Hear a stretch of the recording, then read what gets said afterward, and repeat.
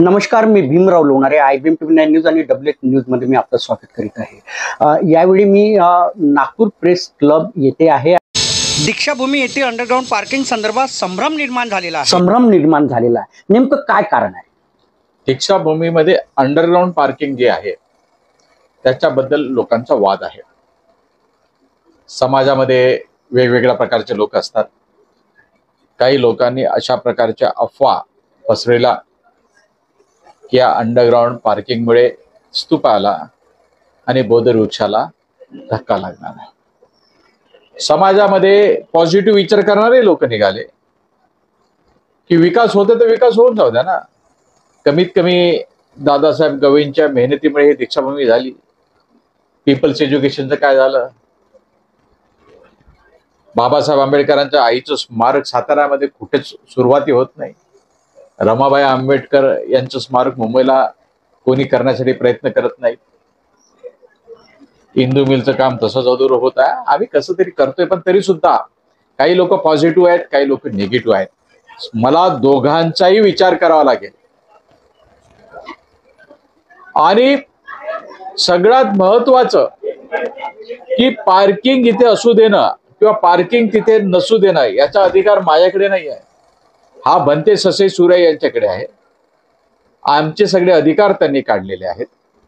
त्याच्यामुळे यासाठी त्यांनी काहीतरी निर्णय घ्यावा म्हणून मी त्यांना एक पत्र लिहिलं आहे.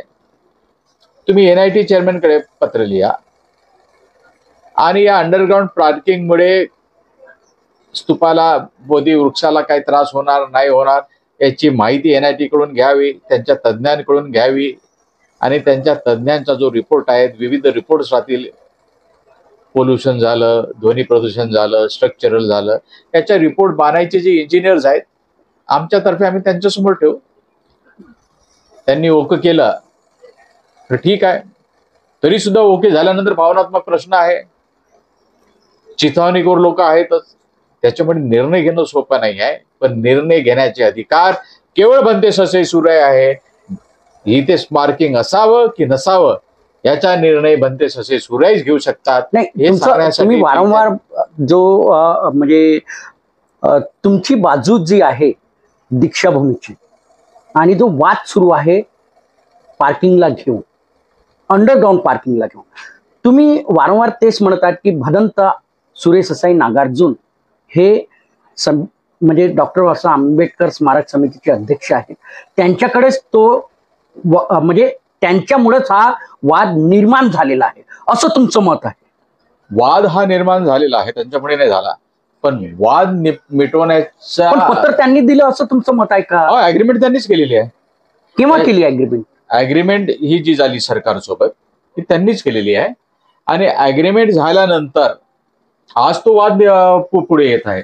पण तुम्ही त्या दिवशी मीटिंग मध्ये बोललेत ना की जी म्हणजे अंडरग्राउंड जी पार्किंग बनत आहे त्याच्यामुळे म्हणजे कुठल्याही प्रकारचं म्हणजे स्तूपाला किंवा बोधी वृक्षाला कुठलाही नुकसान होणार नाही हे तुम्ही स्वतः सांगितलं. लोणारे साहेब, त्या दिवशी मी सुधीर फुलझेलेची ऑडिओ क्लिप तुमच्याकडे ठेवली. हो बरोबर. मी त्या दिवशी ऑडिओ क्लिप मध्ये सुधीर फुलझेलेंचं भाषण ठेवलं. हो, सुधीर फुलझेलेंनी सांगितलं त्या ऑडिओ क्लिप मध्ये की कसलेही स्ट्रक्चरल म्हणजे त्यांनी अग्रीमेंट करताना कोणतेही स्ट्रक्चरल तिथे त्रास होणार नाही, त्याच्यानंतर आपल्या स्तूपाला त्रास होणार नाही आणि बोधी वृक्षाला त्रास होणार नाही, अशा प्रकारची ती ऑडिओ फीत होती. परंतु समाजाचा जो रोष होता, समाजाचा जो आवाज होता, तुमचा आवाज होता की सगळ्यांचं असं म्हणणं होतं की परत एकदा त्याचा रिपोर्ट घ्यावा, म्हणून आम्ही परत एकदा रिपोर्ट मागतोय.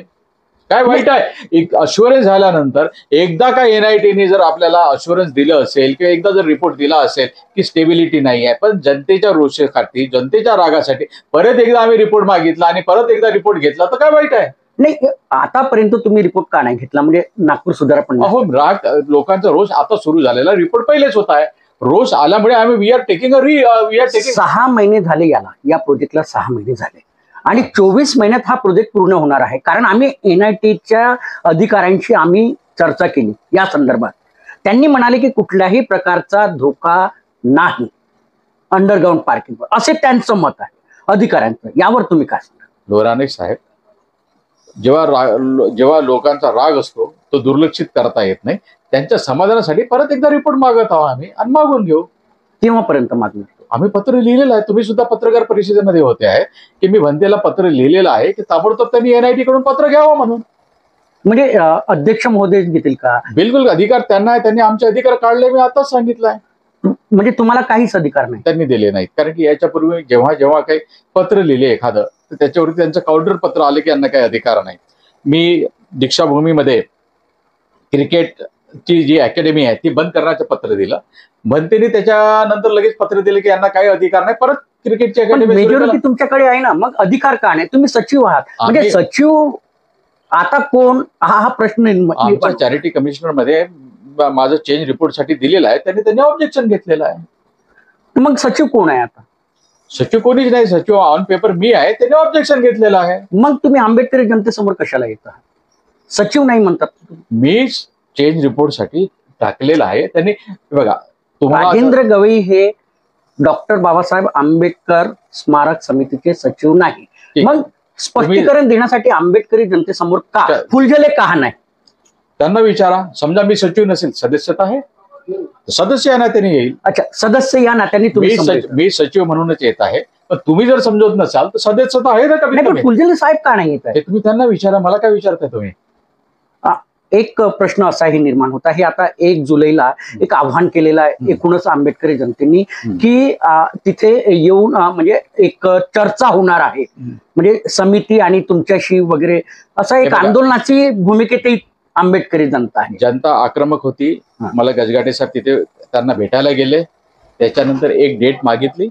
आम्ही 1 जुलैला त्यांना भेटू, आणि परंतु भेटून काही होणार नाही आहे, कारण की भन्तेने जर काहीच केलं नाही तर काहीच निष्पन्न होणार नाही. म्हणजे एकूणच म्हणजे हा जो वादळ निर्माण झालेला आहे भन्ते सुरेश ससाई यांच्यामुळे निर्माण झालेला आहे, असंच तुमचं मत आहे का? मी काय म्हटलंय याच पत्रकार परिषदेमध्ये थोड्या पूर्वी की वाद जो निर्माण झालेला आहे तो वाद लगेच समजू शकतो जर भन्तेजींनी तात्काळ काही कारवाई केली तर. आता आंबेडकरी जनतेला शांत करायचं आहे. हा, कारण एकूणच दीक्षाभूमी ही पवित्र भूमी आहे आणि संपूर्ण विश्वामध्ये याला बघितलं जात आहे. हा जो वादळ उठलेला आहे, या वादळाकडे याला शांत जर करायचं असं तर कसं करायचं? आता शांतते करण्यासाठीच तर मी वारंवार लोकांसमोर जात आहेत.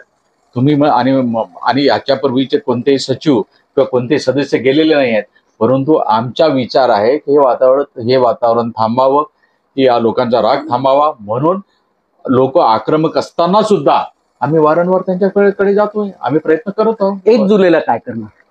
1 जुलैपर्यंत भन्तेजी काय निर्णय घेतात, ते NIT ला पत्र लिहितात नाही लिहितात, त्याच्यानंतर आपण ठरवू. नाही, 1 जुलैला जर भन्तेजींनी 1 जुलैपर्यंत जर पत्र लिहिलं नाही NIT ला, मग आम्ही तुमची काय भूमिका? आम्ही सगळे सदस्य म्हणून त्याच्यावरती निर्णय घेऊ काय करायचं म्हणून. म्हणजे भन्तेजी जे अध्यक्ष आहेत, कमिटीमध्ये सर्वात जास्त सदस्य तुमचे आहेत, काय भूमिका राहणार हे अजून विचारत आहे मी तुम्हाला. तुम्ही अजून सांगतोय की मी एकटा निर्णय घेऊ शकत नाही. आम्ही 7-8 लोक जे आहेत, आम्ही सगळेजण मिळून निर्णय घेऊ. ठीक आहे. तुम्ही एक शेवटच्या पत्रकार परिषदेमध्ये तुम्ही हेही बोलले की हो, आम्हाला भन्तेजींच्या निवासस्थानी जाऊन सुद्धा जावं लागलं तर जाऊ आम्ही आणि आंदोलन करू, असं तुम्ही बोलले. बिलकुल. जर का लोकांनी त्यांच्या विरुद्ध आंदोलन केलं आणि लोकांनी जर आम्हाला विनंती केली की तुम्ही सुद्धा आंदोलनामध्ये सहभागी राहा, तर बिलकुल राहू, आम्ही बोललोय.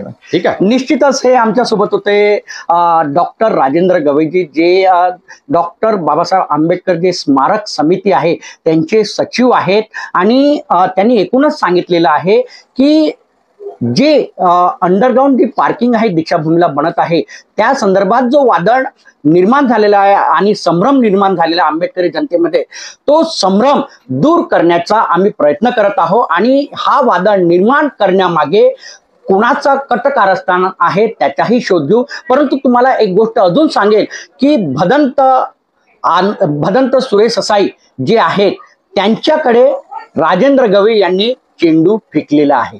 तर आपण बघत राहा IBM TV9 news, WH news. आमच्या चॅनलला लाईक करा, सबस्क्राईब करा, आयकॉन बेल बटन दाबण्यास विसरू नका. धन्यवाद, नमस्कार, जय भीम.